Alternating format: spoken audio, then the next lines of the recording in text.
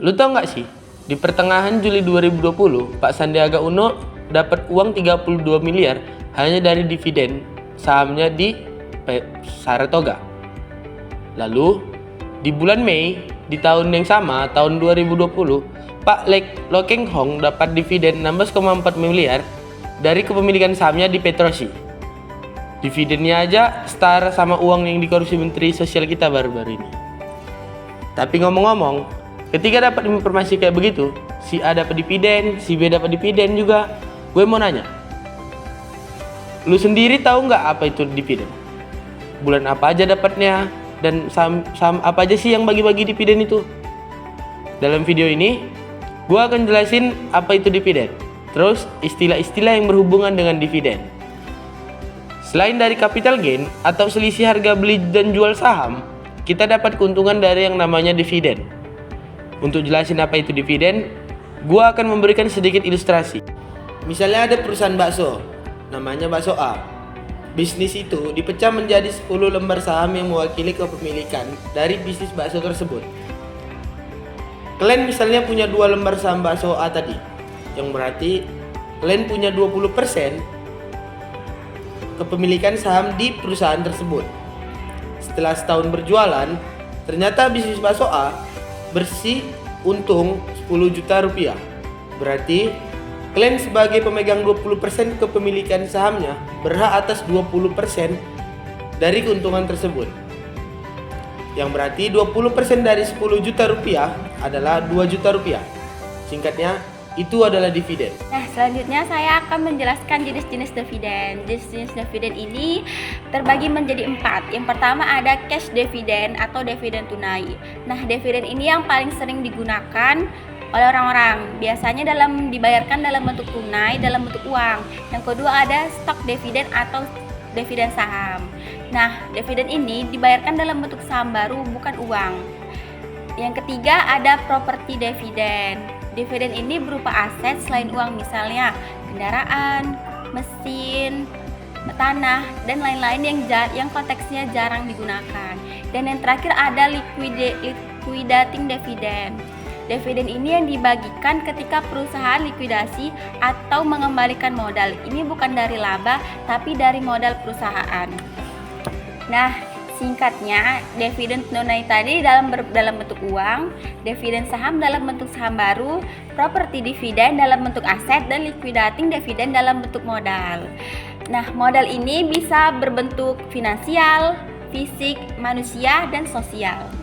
Baik, selanjutnya saya akan menjelaskan bagian indikator dividen. Yang pertama itu DPR, Dividen Payout Ratio, presentasi laba bersih yang dihasilkan perusahaan saham sebagai dividen. Rumus dasarnya DPR sama dengan total dividen dibagi laba bersih dikali 100%. Rumus per lembar sahamnya itu DPR sama dengan DPS dibagi EPS dikali 100%. Karena DPS itu sama dengan total dividen dibagi jumlah saham.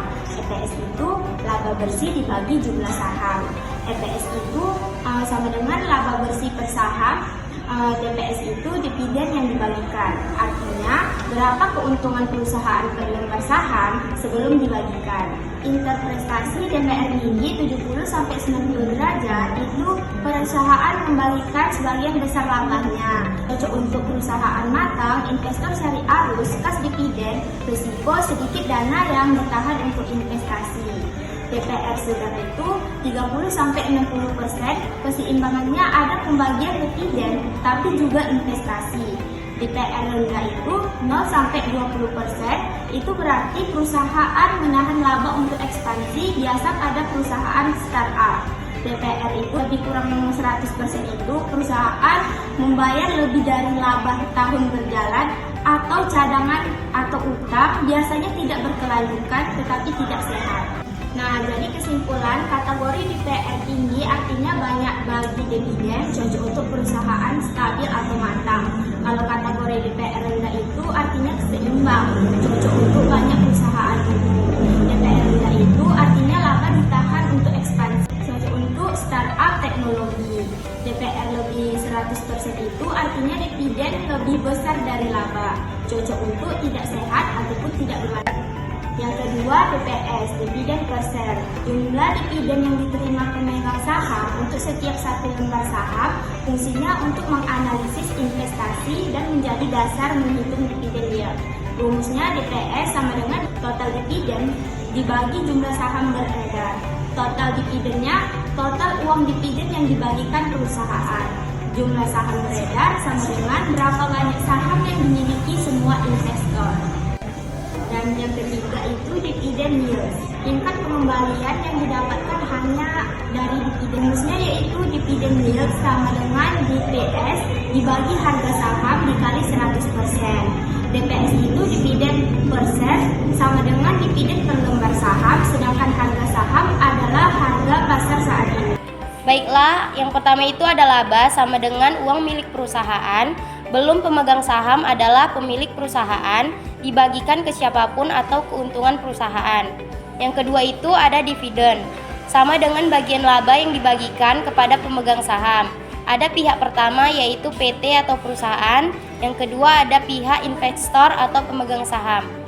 Yang ketiga itu ada bagi hasil sama dengan pembagian pendapatan atau laba pada sistem syariah sesuai akad.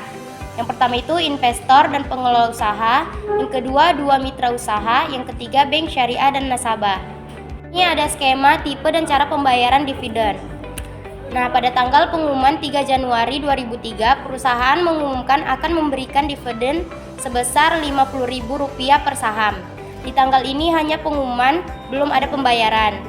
Yang kedua itu ada ex-dividend date pada tanggal 15 Januari 2003. Siapa saja yang membeli saham setelah tanggal ini tidak berhak mendapatkan dividen. Kemudian, kalau mau dapat dividen harus beli saham sebelum tanggal ini, karena harga saham biasanya turun di hari ini. Kemudian, jual saham pada hari ini tetap dapat dividen. Yang ketiga itu ada tanggal pencatatan di 17 Januari 2003, mencatat siapa pemilik saham yang berhak menerima dividen. Yang keempat, tanggal pembayaran pada 3 Februari 2003. Di hari ini uang dividen dibayarkan kepada pemegang saham yang berhak. Baik, di sini saya akan menjelaskan sedikit tentang jenis-jenis dividen yield. Yaitu yang pertama, current dividend yield, menggunakan harga saham saat ini atau paling umum. Yang kedua, trailing dividend yield, menggunakan total dividen 12 bulan terakhir. Yang ketiga, forward dividend yield, menggunakan proyeksi dividen tahun depan atau berbasis analisis. Ini adalah gambar grafik kebijakan dividen tidak relevan. Selanjutnya, gambar tersebut menunjukkan bahwa dividen tidak berpengaruh terhadap nilai perusahaan selama tidak ada pajak. Yang kedua, tidak ada biaya transaksi, pasar sempurna. Perusahaan membayar dividen maka harga saham turun setelah dividen dibayar. Yang kedua, perusahaan tidak membayar dividen, harga saham naik karena laba ditahan dipakai investasi. Kebijakan dividen. Keputusan perusahaan tentang berapa besar laba yang akan dibagikan kepada pemegang saham sebagai dividen dan berapa yang akan ditahan untuk dibiayai kembali ke perusahaan. Adapun jenis-jenis yang terdapat pada kebijakan dividen, yaitu kebijakan dividen stabil, kebijakan payout rasio dan konstan, kebijakan dividen residu, dan kebijakan dividen nol. Yang pertama itu ada kebijakan dividen stabil. Perusahaan membagikan dividen dengan jumlah stabil dari tahun ke tahun. Walaupun laba naik turun, tujuannya adalah memberi rasa aman bagi investor dan menunjukkan perusahaan stabil dan kuat. Yang kedua, kebijakan dividen yang konstan terhadap laba. Perusahaan membagikan persentase tetap dari laba sebagai dividen. Contohnya, DPR-nya 40% setiap tahun. Kalau laba naik, dividen naik. Kalau laba turun, dividen juga turun. Yang ketiga, kebijakan dividen residu. Dividen dibagikan hanya jika masih ada sisa laba setelah membiayai proyek investasi yang menguntungkan. Formula sederhananya, dividen sama dengan laba bersih dikurang dana investasi yang dibutuhkan. Fokus utamanya adalah pertumbuhan perusahaan, bukan bagi dividen. Yang keempat, kebijakan dividen nol. Perusahaan tidak membagikan dividen dan menahan sebuah laba untuk reinvestasi atau menginvestasikan kembali. Biasanya dilakukan oleh perusahaan yang sedang tumbuh cepat, perusahaan teknologi dan perusahaan yang butuh modal besar untuk ekspansi atau perluasan usaha.